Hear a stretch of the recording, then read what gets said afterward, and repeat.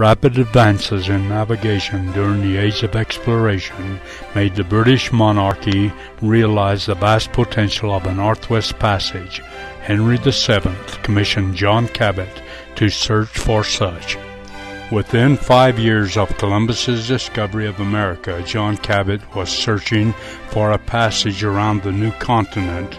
The first voyage in 1497 reached Nova Scotia and Newfoundland.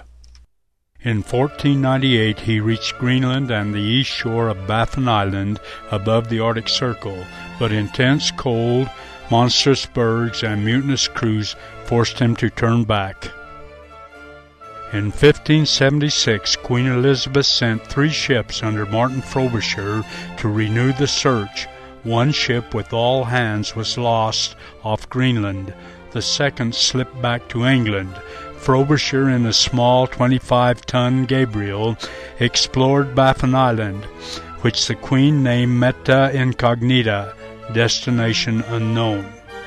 Frobisher charted the long inlet that would later bear his name.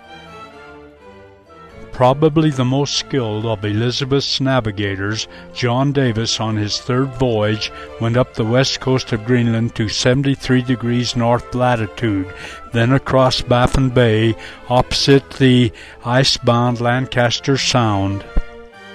In 1818 and 1819, William Perry took the Hecla and Gripper through Lancaster Sound to 113 degrees west longitude, directly above Banks Island, in what would be a direct route to the Beaufort Sea, but tremendous ice floes blocked their way. In August 2007, we began our odyssey through bergs in this part of the high Arctic are the result of pressure ridges in the Arctic Ocean ice pack and are much smaller than those calved from the Greenland glaciers. The academic Eofi is owned by the Russian Academy of Sciences but leased to Peregrine for expeditions in the off-season.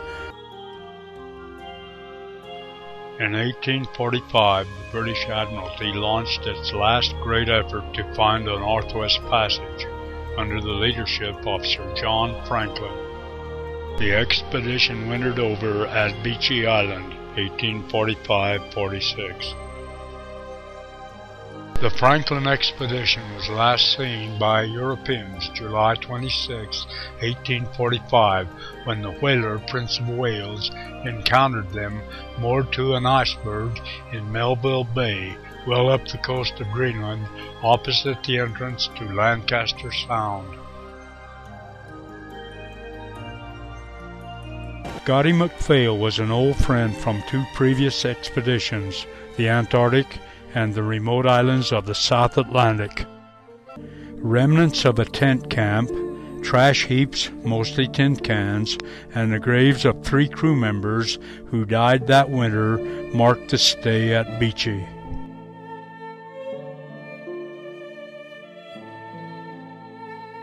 John Torrington died January 1, 1846, on the HMS Terror, age 20 years.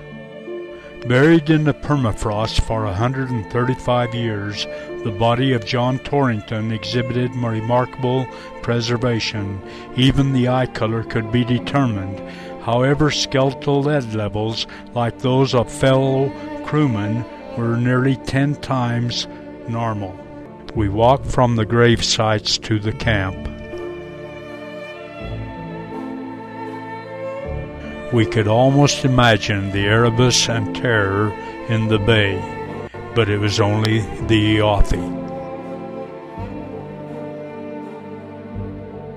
Northumberland Hut was built at Beechey by the Belchay expedition of 1852 from masts and spars of a wrecked whaler. It was intended as a supply depot should the Franklin expedition return. It never did.